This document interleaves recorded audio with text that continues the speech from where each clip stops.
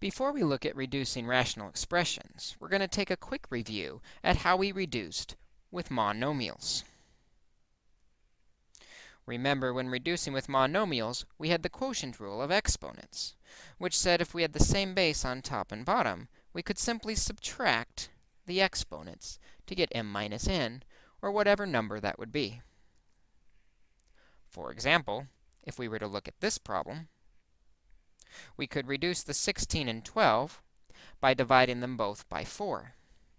Dividing out the 4 would give us a 4 in the numerator and a 3 in the denominator. As for the variables, we could subtract the variables 5 minus 9 to get negative 4. Because the exponent is negative, that means the x's must move to the denominator, making it x to the positive 4. This rational expression, made up of monomials, simplified to 4 over 3x to the 4th. Let's take a look at another example.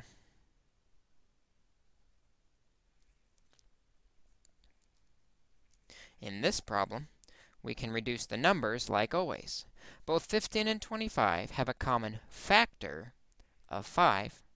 So when we divide out that common factor, we're left with 3 and 5.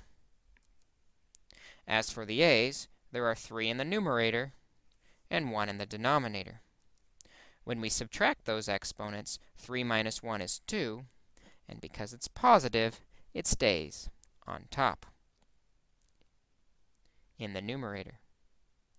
As for the b's, when we subtract those, 2 minus 5, this gives us negative 3.